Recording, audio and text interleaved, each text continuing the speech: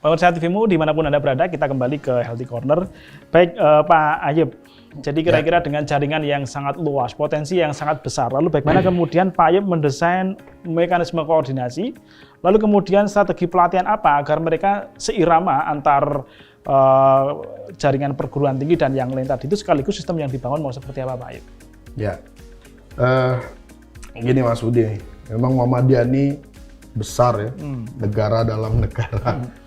Nah, di dalam koordinasi saya itu kita membagi ada sekitar 3 koordinator. Pertama, koordinator divisi tuntunan agama. Itu terdiri dari majelis tarjih dan majelis tabligh orang-orangnya, para pakarnya. Mereka lah yang kemudian merumuskan kira-kira apa yang kemudian menjadi kebutuhan masyarakat. Ya. Atau bisa merespon gitu persoalan-persoalan keagamaan yang ada di dalam masyarakat. Banyak sekali nih. Sekarang ini yang dihadapi oleh masyarakat, kebingungan oleh bisa masyarakat. Diuraikan kira-kira apa sih sebenarnya yang menjadi kegelisahan masyarakat selama ini, Pak? Ya, selama pandemi. Tentu kan beragama. Ketika misalnya dalam kondisi wabah, penularannya itu orang sering berkumpul.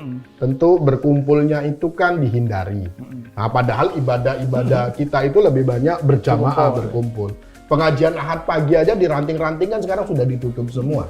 Berarti masyarakat kan punya kebutuhan rohani yang tetap juga harus dilayani, gitu loh. Jadi kebutuhan rohani itu harus tetap terpenuhi dan itu persyarikatan harus hadir di dalamnya. Nah, itu ada divisi itu. Yang kedua ada divisi organisasi otonom.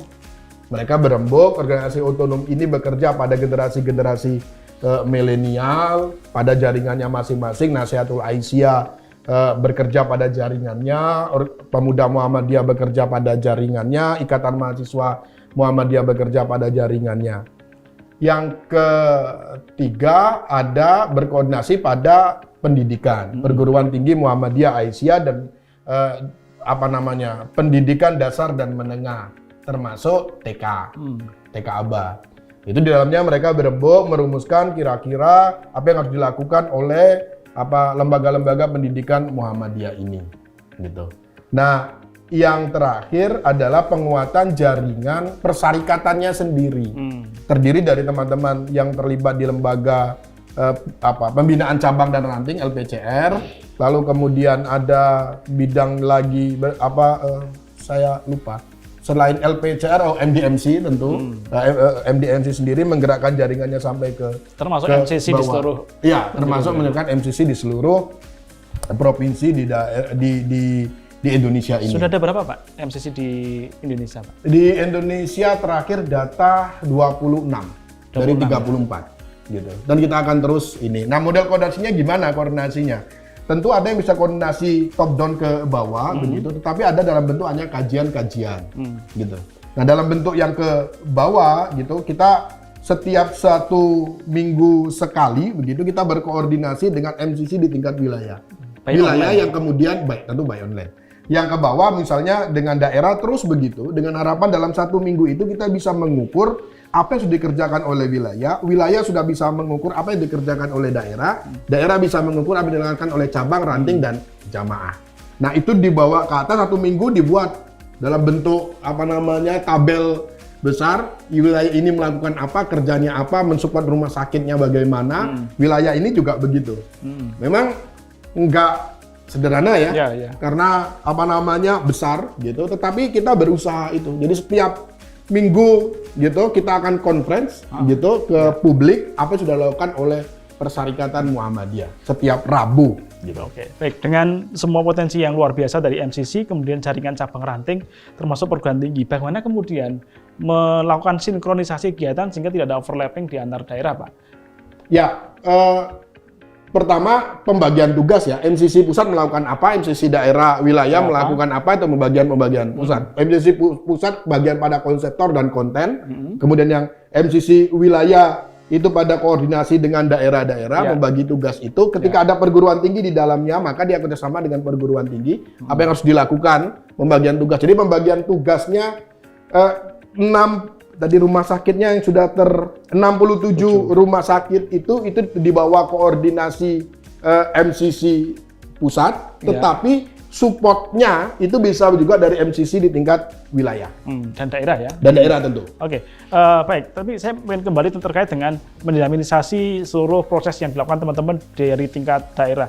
MCC sendiri itu sampai di tingkat daerah apa boleh sampai tingkat cabang atau ranting, Pak?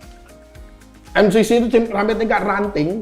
Ranting ya. Ranting. Dan hampir beberapa daerah sudah sampai ke situ ya. Di beberapa daerah sudah sampai. Kalau daerah MCC yang sudah terbentuk di 25 itu, hampir 90% daerahnya sudah terbentuk.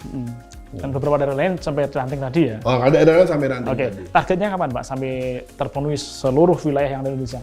Ya secepatnya. Karena ini kita berkejaran dengan waktu semakin cepat, kemudian ada MCC sampai ke tingkat ranting, dan kemudian bisa mengedukasi masyarakat, maka semakin cepat wabah ini bisa kita tanggulangi. Tidak perlu sampai ke rumah sakit, nggak perlu ditangani oleh dokter Dirwan lah dengan teman-temannya. Jadi nggak perlu sampai benteng terakhir lah ya? Tidak perlu sampai benteng terakhir. Maka benteng mana, Pak?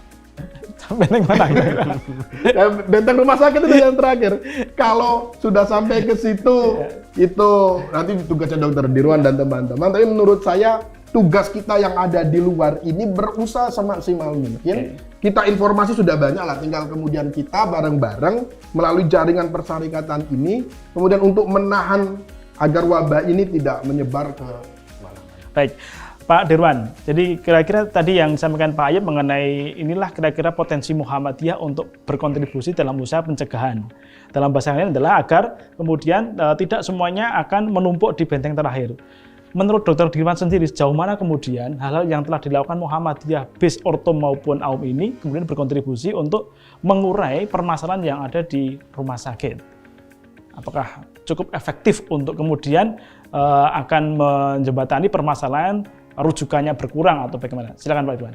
Ya, terima kasih Mas Budi. Jadi kalau pertanyaannya cukup efektif atau tidak, tentu saya belum bisa menjawab karena itu harus perlu evaluasi. Dan ukur, apakah dan ukurannya apakah kerja kita bareng-bareng dalam 1 bulan terakhir ini sudah memberi dampak signifikan atau belum? Dampaknya apa saja? Tapi faktanya kondisi pasien semakin hari semakin meningkat. Ya, itu juga belum tentu itu gagal. Barangkali kalau nggak ada edukasi tambah lagi bisa jadi. Jadi efektivitas itu belum kita bisa ukur. Tetapi apa yang kita kerjakan adalah fakta bahwa kita sudah bekerja. Tetapi yang penting adalah kita semua butuh kolaborasi kerjasama semua aspek, baik tadi Ortom ataupun AUM ya, AUM kesehatan apapun bukan, itu tetap harus bekerja sama. Nah, di sini yang tadi sudah disinggung Pak Ayub dan Mas Budi adalah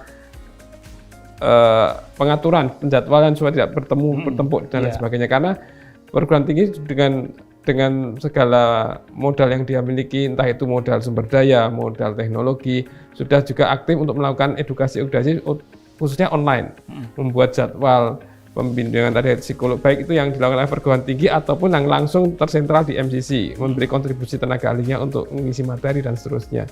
Nah, semua sudah bergerak memang, dan itu sudah dilakukan. Perguruan tinggi juga sudah mengadakan pembukaan online untuk konsultasi tadi sudah banyak.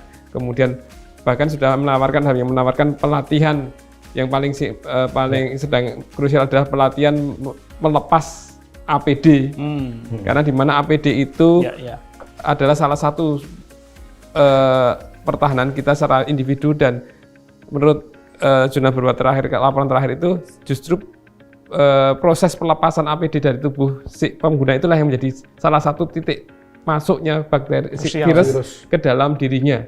Sehingga itu perlu juga di pelatihan perguruan tinggi sudah menawarkan kalau mau pelatihan itu, tetapi memang pelatihannya online. Tapi itu kan begitu kita membuka kan akan diikuti semua. Jadi potensi-potensi yang kita miliki insya Allah bisa disinergikan.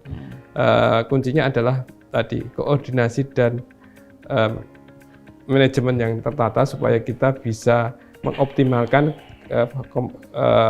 sumber daya dan potensi yang kita miliki. Pak Dirwan, ada angka-angka yang kemudian bisa menyebutkan mengenai kesalahan dalam penggunaan dan pelepasan APD berkontribusi terkait dengan terpaparnya petugas kesehatan? Kalau angka belum punya saya, cuma di beberapa beberapa laporan itu mengatakan salah satu resikonya itu. Oke. Baik, ini menarik, kita bahas nanti Pak Dirwan selepas yang satu ini. Baik, pemirsa, kita akan kembali selepas yang satu ini.